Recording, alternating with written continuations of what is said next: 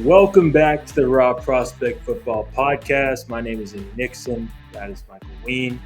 And we are back recording our final episode in our NFL preview power rankings, previewing our top 20 NFL teams going into the 2025 NFL season. On today's episode, we're going through teams number 5 through number 1.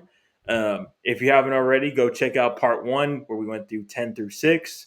And you know, if you're new to this series, how this works is we're going to be going through our 3 favorite offseason additions, giving one X factor, and then our best and worst case scenario for each of these teams. But if you're new here, also make sure you like the video, subscribe to our channel if you haven't already. We also have a podcast called Deep in the Heart of Longhorn Sports that we record once a week as well. The college football season starts on Saturday, so we'll be making a lot of content over there as well. So go check that out. But with that all being said, I got to introduce my co-host, Michael. How you doing? I'm great, man. Football season is here, and we are wrapping up our annual preview series in a little bit of a different way. We're getting so close to the season.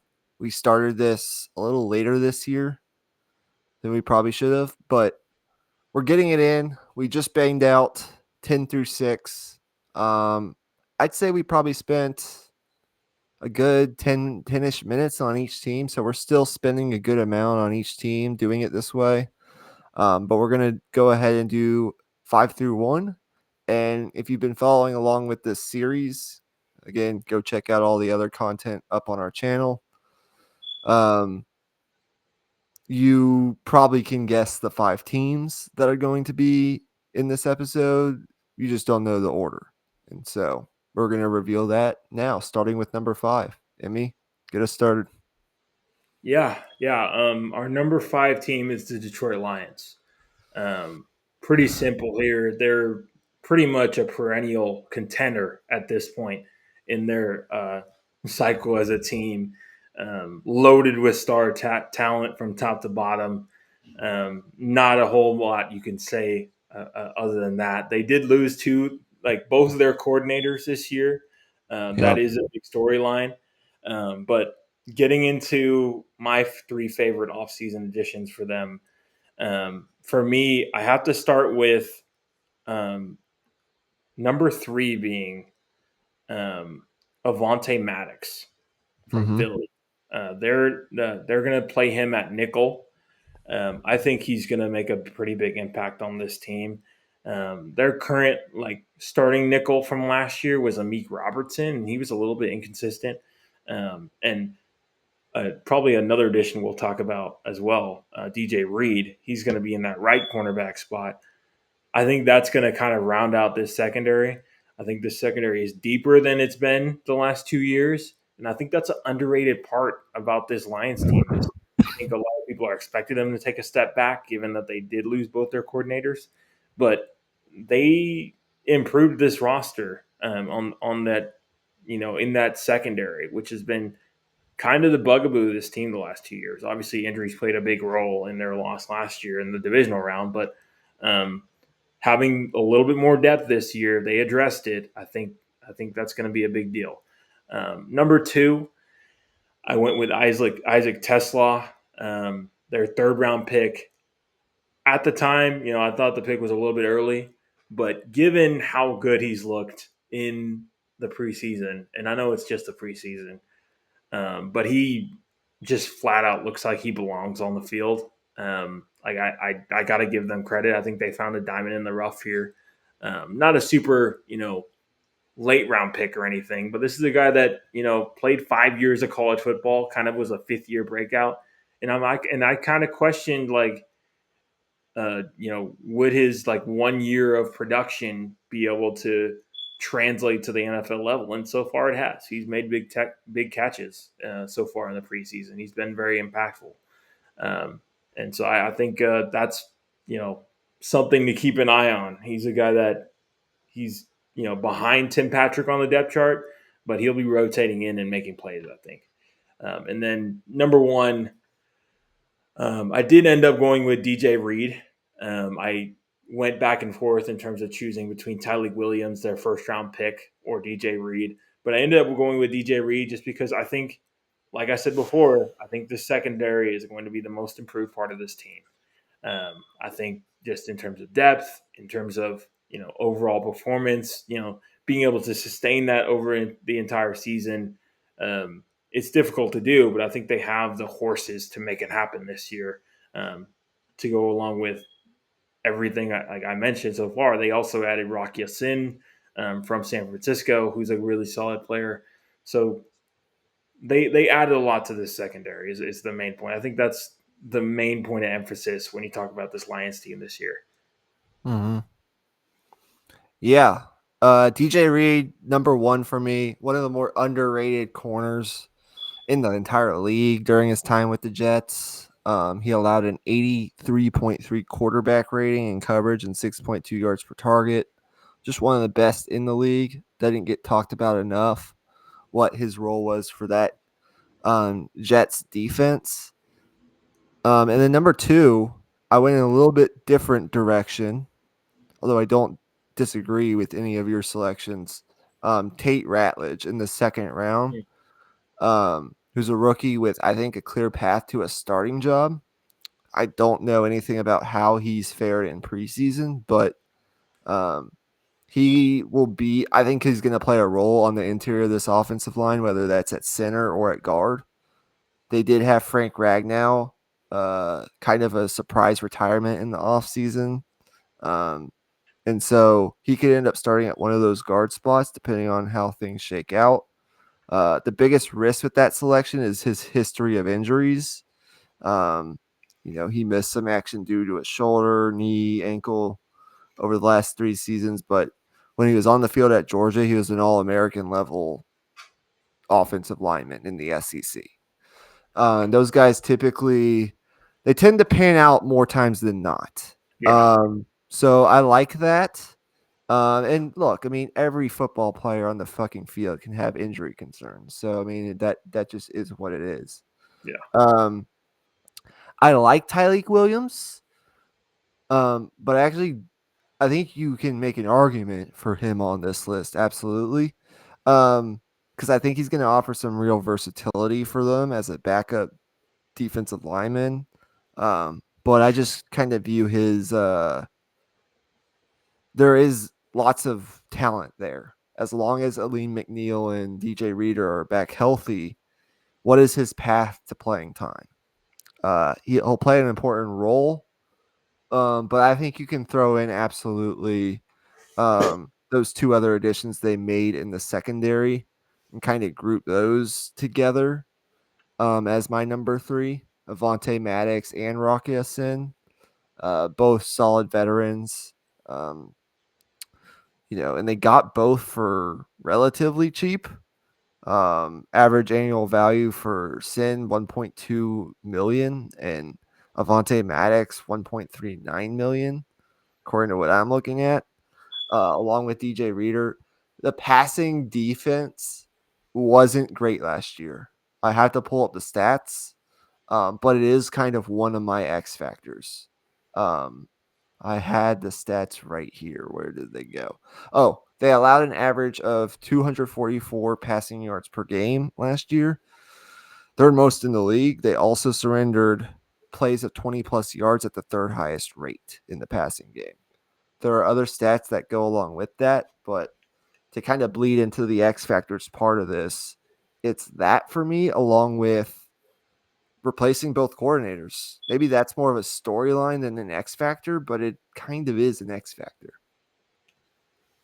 Yeah. No, I think I think that's the main one for me. The coordinators. I think it's going to be a learning process. I mean, at the very least, they're going to have to be, first year play callers in their respective spots. So even if they do turn out to have a successful, you know, you know, job in these roles, I think there's going to be a learning process there, and I think you could see a drop off in performance at least for the first few weeks of the season.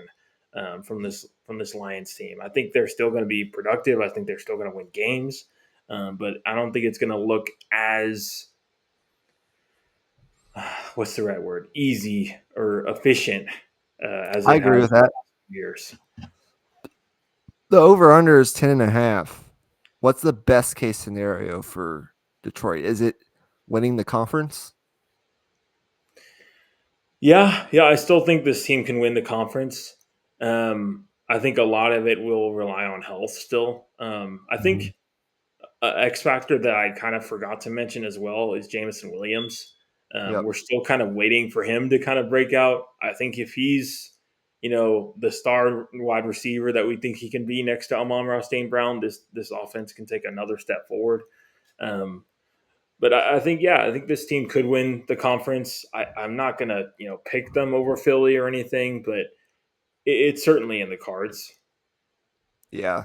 It's just that two-pronged rushing attack of Jahmyr Gibbs and David Montgomery returning in full force this year. Montgomery's season ended late in the year with that MCL. I think they're going to still rely pretty heavily on that run game and that offensive line, which, despite Ragnow's retirement, I think is still going to be one of the best in football. You have Jared Goff. Um, I still really like this roster. It's the reason they're in the top 5. But this division's interesting. Having to play the Packers twice a year, the Vikings twice a year, and the Bears twice a year. Bears could be improved to a certain extent. Vikings could be a surprise, as we talked about earlier in the series. I think it's going to be critical for the Lions to go above 500 in their division if they want to get over 10.5. Not saying that's necessarily it's also going to be critical to winning the division and getting home field, which I think is important to getting to the NFC Championship game and the Super Bowl. But like you gotta still go out and beat those teams in your division like they have been doing. So as long as they can do that, they should end up in a home playoff game. I'd still expect them. I'd favor them to win the division. And then I think NFC Championship game is definitely in the cards, and where that game is played could play a huge role in whether or not they win or lose that. Yeah, exactly. I kind of have a hot take in terms of them, having home field advantage in the playoffs. I think, in a weird way, this team might actually benefit from going on the road in the playoffs in like a cold weather type of scenario. Because, Maybe so. like, in a weird way, I think like they're not really a traditional dome team. Like, I think when you play this Lions team, they beat the shit out of you, and like that's hard to deal with when it's cold as fuck. So I wouldn't want to play this team in cold weather. That's for sure. Mm-hmm. Yeah. Okay, number 4 on our list is going to be the Buffalo Bills. Before I pass it to Emmy to talk about offseason additions, really quickly, I want to give out a stat. In the last 5 years, only 2 teams in the NFL have exceeded 55 regular season wins. Okay, over this 5-year time period. You can probably guess those teams. They're the Kansas City Chiefs and this team, the Buffalo Bills. The Chiefs have 66 wins.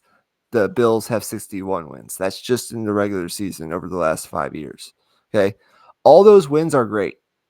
If they lead to better seeding and playoff success.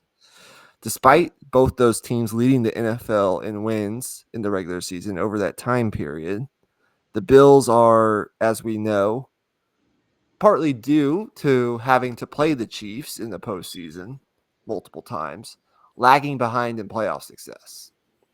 In those 5 years, the Chiefs have 4 conference championships and 2 Super Bowls. Meanwhile, the Bills have 0 conference championships and 0 Super Bowls. And so it's not necessarily suggesting that the Bills are great in the regular season and bad in the playoffs. In fact, in the playoffs over the last 5 years, the Bills have actually won 7 of them, won 7 of 12.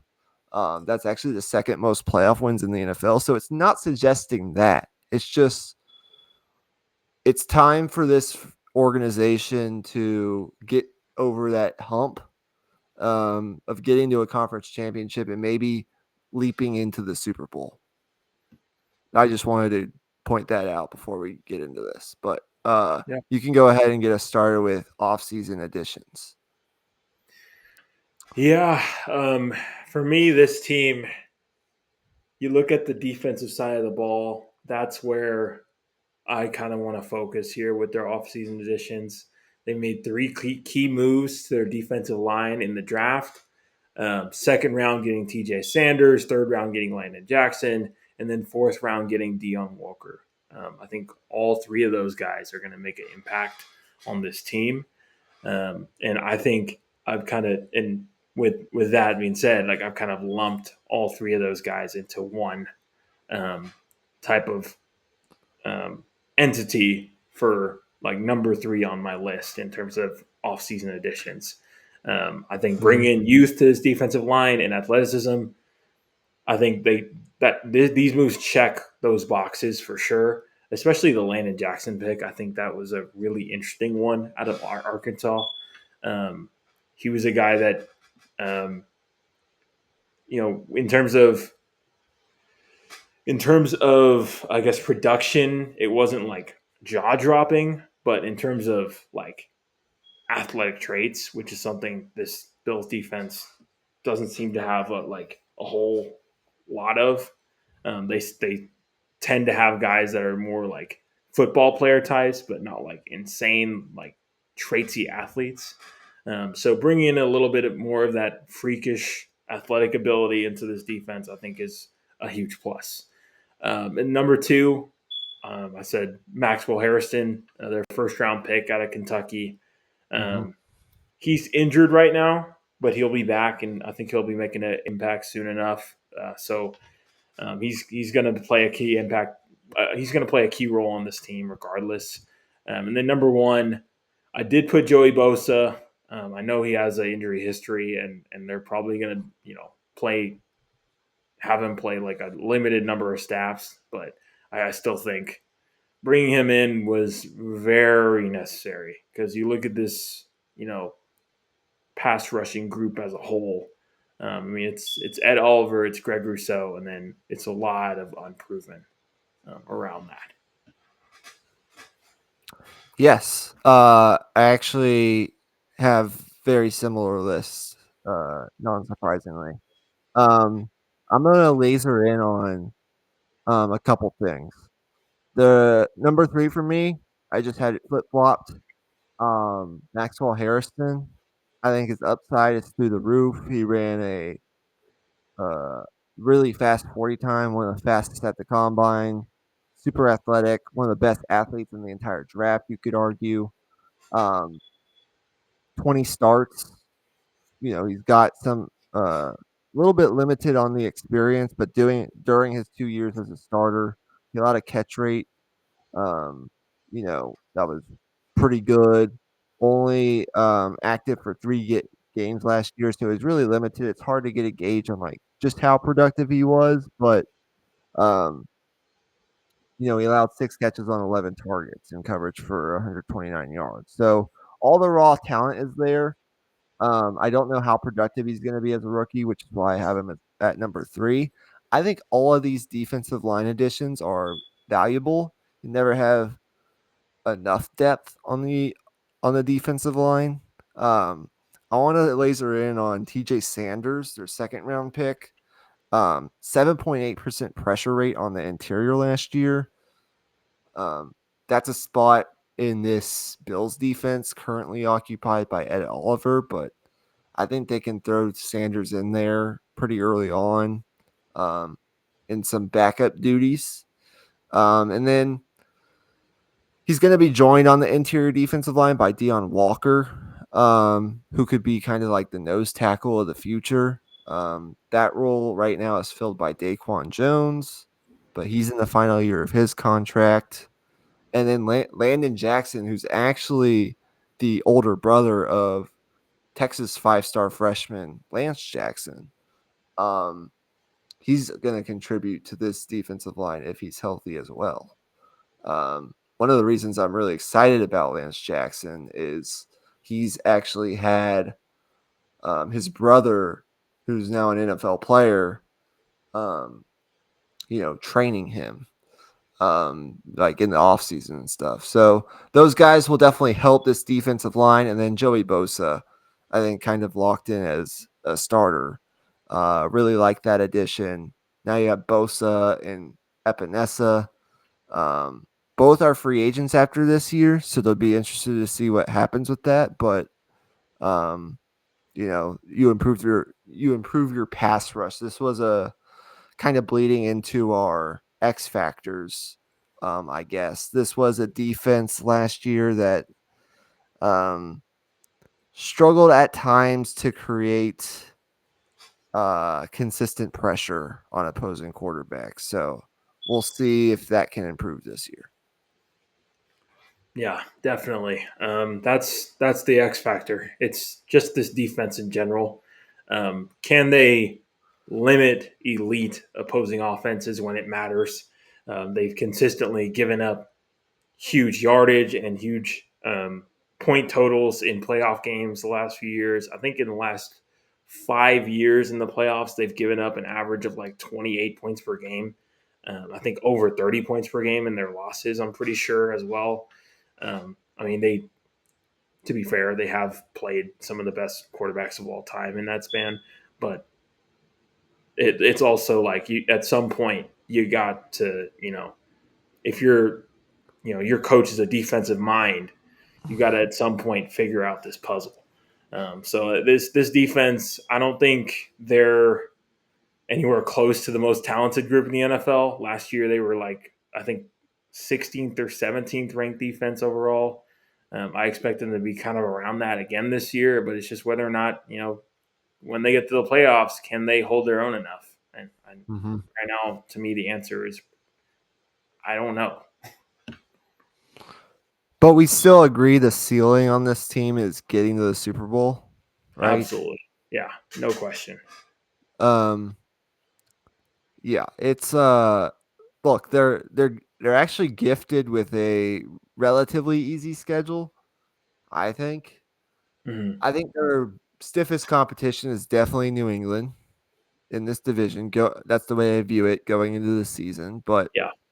I still view the Bills as far and away the best roster. They have far and away the best quarterback.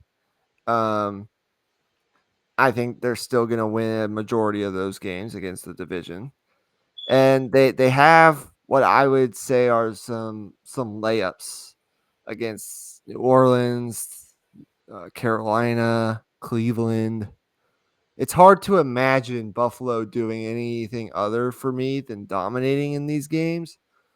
I've said this before, maybe not lately, but I view, at least in the regular season, Buffalo as the Mike Tyson of the NFL. When they get up and they're on fire, and they want to knock you out, like their knockout punch is as good as anyone. When they knock you out, they knock you the fuck out. They kind of win. Like we didn't see Kansas City win. Did they win any blowouts last year? I think it was like every single game felt like it was close. Yeah. Buffalo will put it on you if you're not careful. I find it hard to believe that Buffalo is going to be anything less than like a 10-win team, unless Josh Allen were to get hurt. But I kind of view it as another 11, 12-win season, if everything is at least somewhat healthy. Just because I still think they're gonna beat their division. Maybe not dominate it like in past years, because I do think New England will give them a tough go of it. But they've been so good in the regular season that it's all about the playoffs for this team now. And as I talked about earlier, they have had playoff success, but people are expecting them to eventually get over the hump. So that's what it's all about. Yeah. Okay, now moving on to our number 3 team, and we do need to pick up the pace just a little bit here. Um, but at number 3, we do have the Baltimore Ravens. Um, so the Ravens, who are your 3 favorite offseason additions for them? Yeah, let me get to my notes real fast. For Baltimore, I say this every year, well-run franchise, and they continue to just stack talent in these drafts. Um, I don't really have a list for them, but I kind of know who I want to select here. So, um, number one for me, Malachi Starks in the first round. Second consecutive year, this team has addressed this unit and kind of rebuilding their secondary. He's going to serve as a free safety with Kyle Hamilton at that strong safety role. Um, Great football IQ. There are concerns about his range and kind of that deep secondary, but um, just really like him as a football player. I also really like the selection of Mike Green in the second round.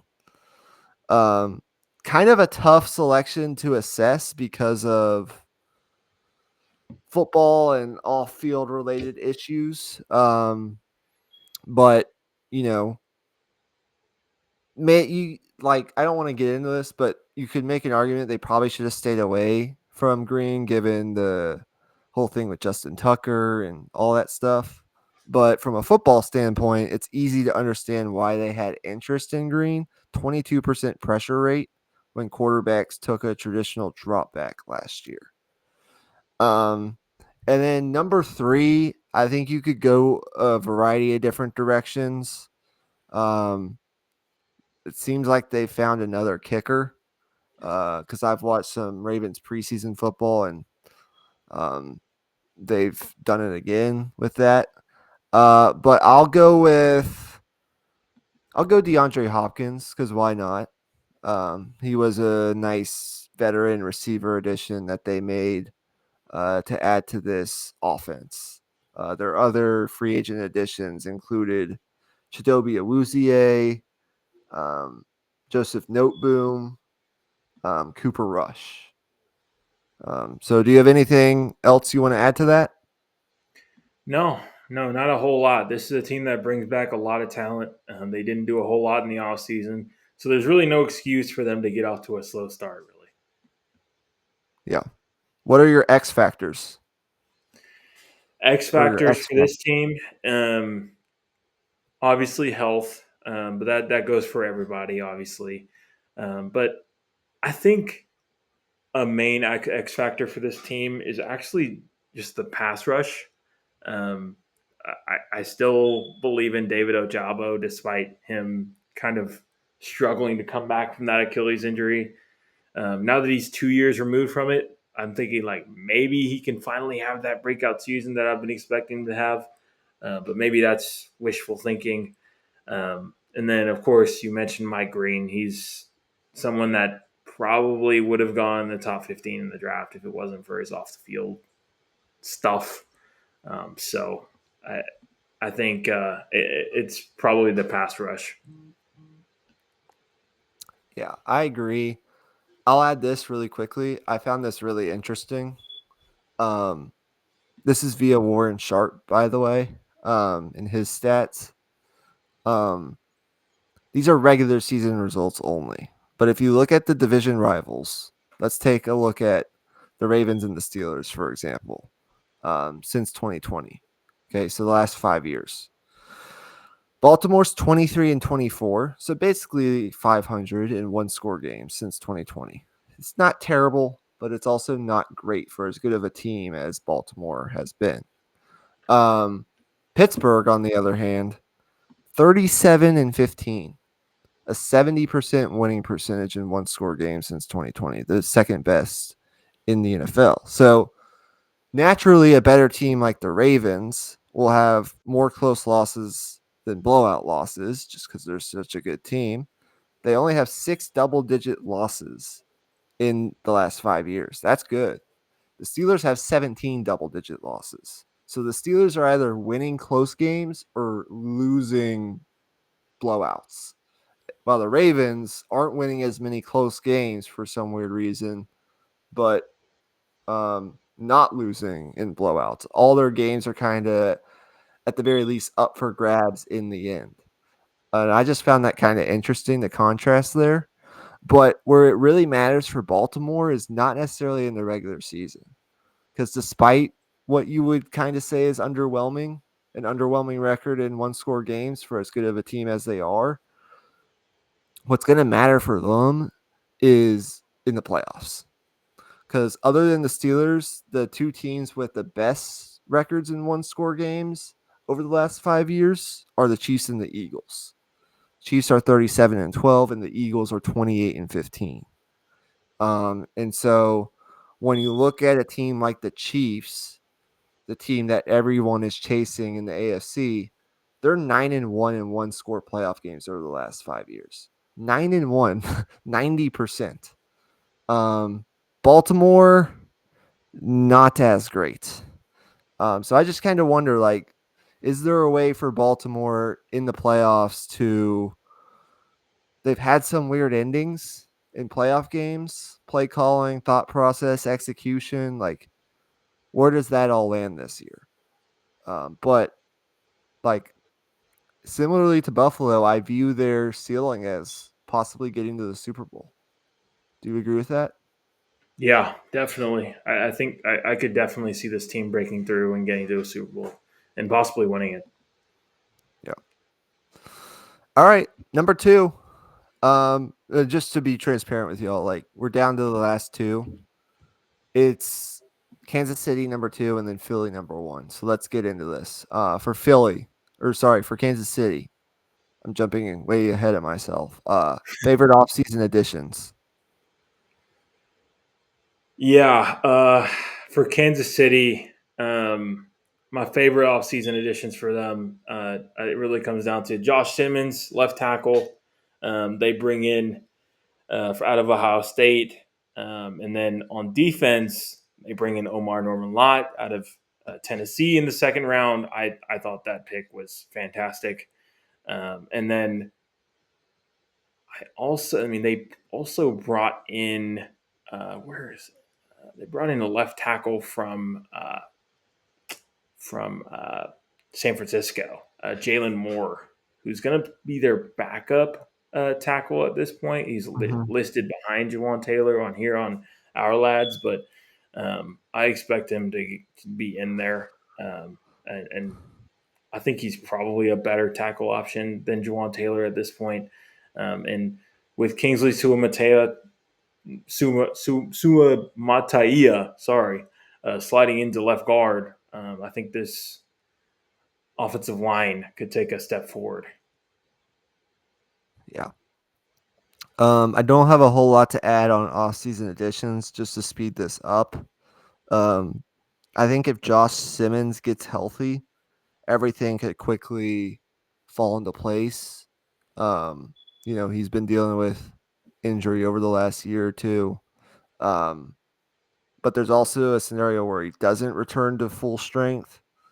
Jalen Moore struggles a little bit, and the entire unit could potentially fall apart, which is one of the reasons why I have this Kansas City offensive line as an X factor in a way. Joe Thuney was a foundational piece on this offensive line. He was traded away. Jawan Taylor is coming off a poor season last year. 19 penalties, most at his position, 5.3% pressure rate, 36 at his position. Not such a great season for him. They need a bounce back from him. Offensive line is kind of a concern, but Josh Simmons could provide a boost if he's healthy to start the season, and those other 2 additions that you mentioned work out. Do you have any other like X factors you want to mention? I'm gonna say the deep passing game. Can they connect on a few more of those deep balls here and there to Hollywood Brown and Xavier Worthy? We know that short to intermediate game is going to be on point because it's the Chiefs. At the end of the day, they're going to hit on those passes, but can they stretch the defense? Can they get back to doing that? Yeah. Um, Run defense was great last year. Chris Jones still spectacular, second in the league. It's been one of their staples, especially come the postseason. Pass rush is still quite good. I don't really worry about their defense too much. They're so good situationally in the playoffs, which is why they win so much. Um, 11th in pressure, 39 sacks, which isn't great, but like in the playoffs is where they get it done when they need to the most. So I don't really take too much stock into those defensive numbers because Steve Spagnuolo is kind of like the master of none, master of all, whatever the saying is. I don't really know. Best case scenario is this team wins the Super Bowl. It's quite simple. Yeah, simple as that. What's the worst case scenario? I think for the best teams, it's more interesting to ask. Like, what's the worst case scenario for Kansas City? Worst case scenario is we see Gardner Minshew at quarterback at any point. um, Yeah, that's the worst case. And even then, this team still could make the playoffs just because yeah. they're the Chiefs and they have voodoo magic shit. Um, so I don't think, even if it goes horribly wrong, I still think they'll find ways to win games. Mm-hmm. Two names: Patrick Mahomes and Andy Reid. As long as those two guys are alive, and Patrick Mahomes is playing in football games as the quarterback of this team, they are the kings of the AFC until someone dethrones them in January. Period. Yep, pretty All much. right. I mean, and enjoy Patrick Mahomes' prime while you have it, guys. I mean, he's going to be a 10-year vet in 2 years. Yeah, I know that's crazy, isn't it? It's pretty crazy. Yeah, it's All insane. right, Emmy. It is 10:35 at night Central Time on August 25th. Approximately 10 days before the start of the NFL regular season.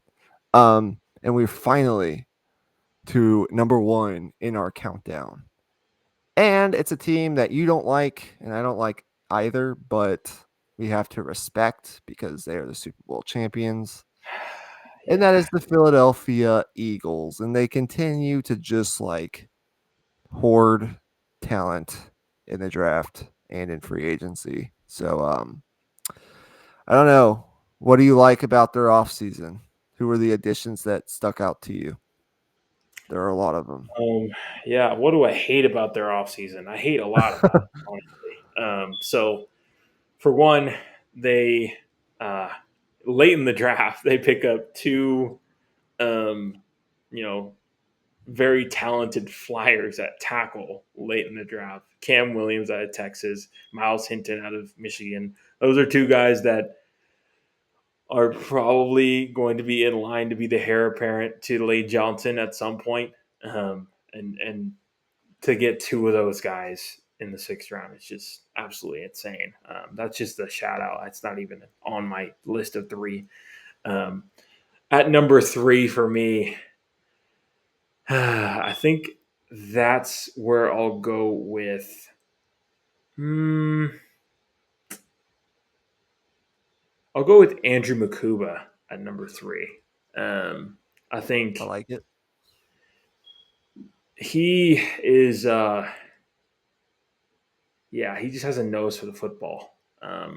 Losing C.J. Gardner Johnson, he's going to slip right into that role and immediately be as good, if not better, than Gardner Johnson was last year. Gardner Johnson was a veteran; he knew where to go on the field, but he had lost a step, and It's very Howie Roseman like to immediately point that out and immediately upgrade it.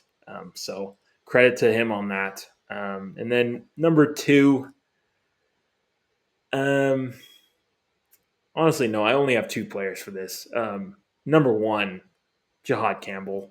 Mm-hmm. Um, I mean, getting him late in that first round, last pick of the first round. Um, he was no question a top 20 player in the class, given he's a linebacker that can play edge, that can blitz, that can play in coverage. He can be everywhere, anywhere you want him on the field. And somehow the Eagles got him. And now I don't know what to do with myself. Yeah. So this team did lose a good amount from their defense last year. They lose Avante Maddox, Isaiah Rogers, Darius Slay, all set to play for new teams, but they're fine in the secondary. Kenyon Mitchell, Cooper DeJean, they're pretty stacked back there.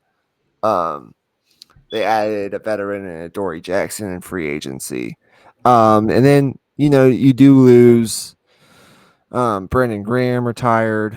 You lose Milton Williams, who was a big loss along that defensive line in the offseason, but don't worry about them too much there because they continue to stack talent. They added Aziz Ojulari and Josh Uche, both in free agency as kind of lower profile additions.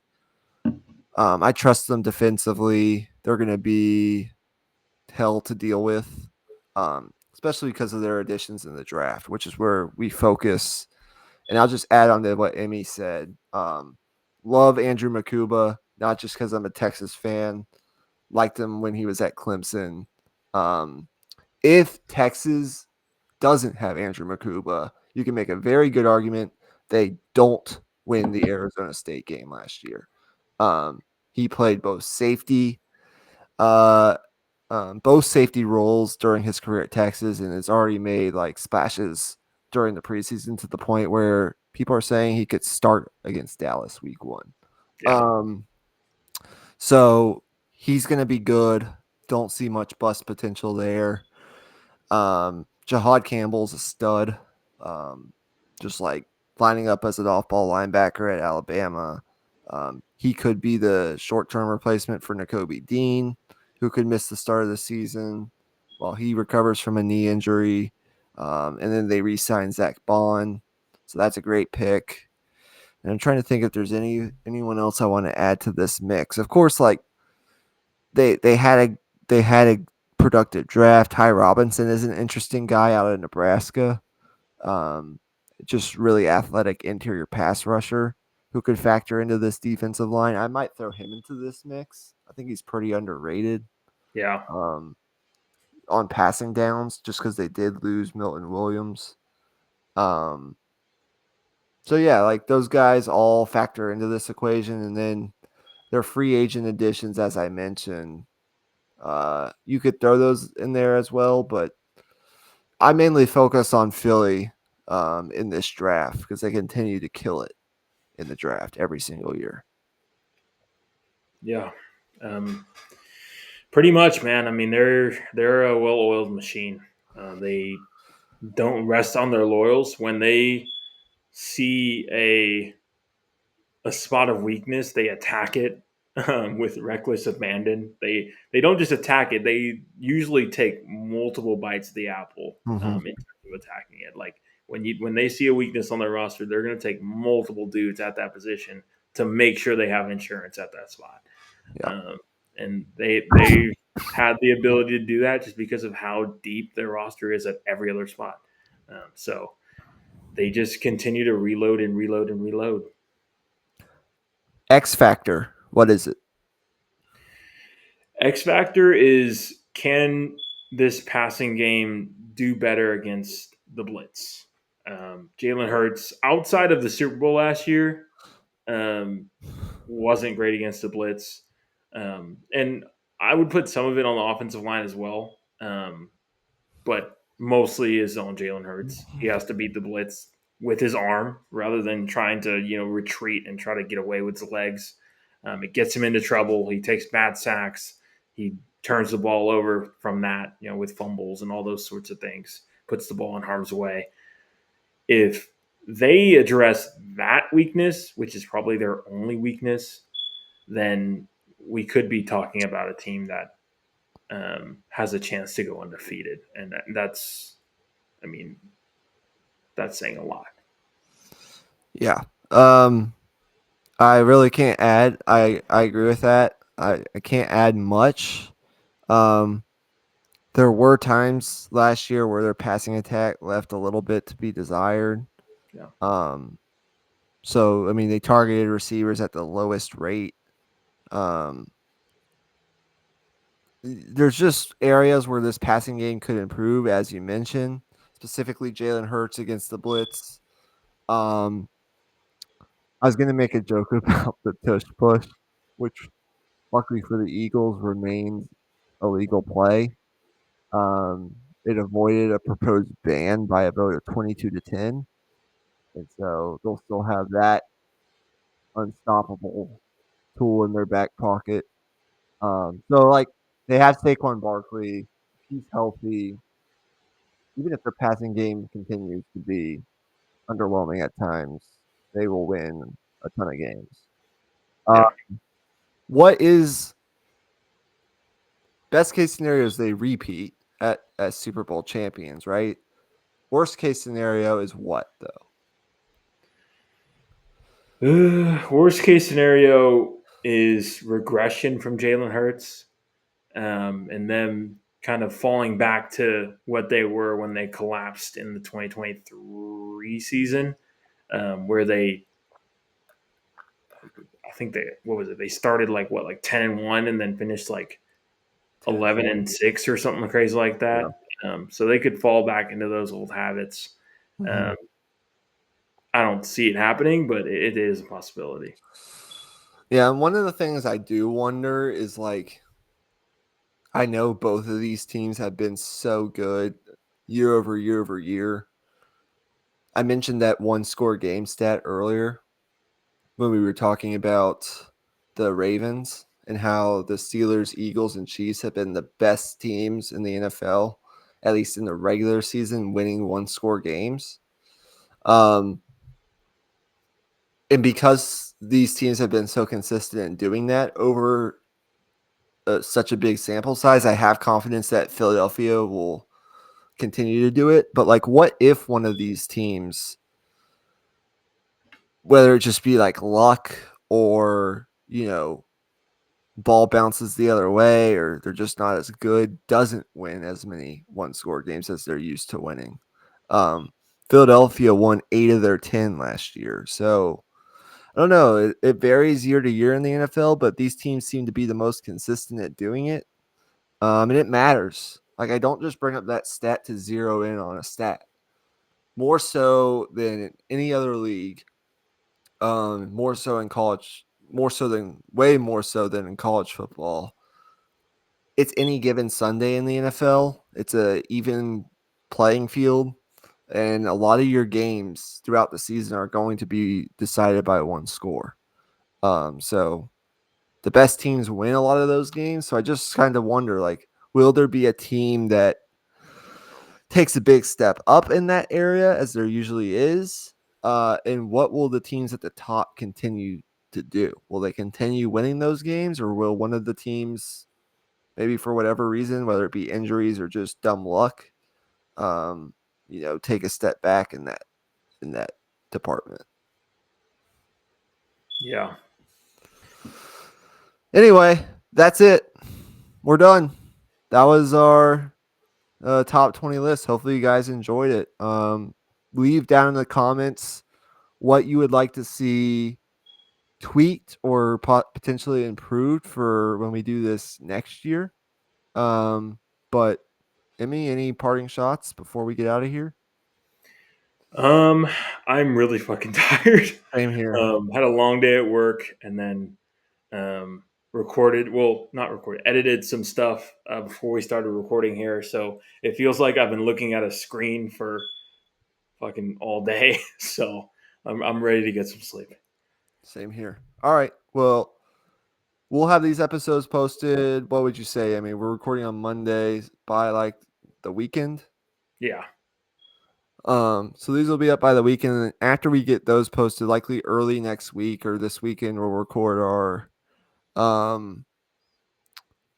full season predictions episode, which will be a fun one. And then Emmy, will that include like who we have winning the Super Bowl and things of that nature? Yeah. Okay. And then there might be, depending on our schedules, a preview of week 1 of college football at some point, but we'll have to see on that. Yeah. Because schedules get busy. But Emmy, take us out. Yeah. Until next time, that's going to do it. So thanks for watching and peace out. Good night.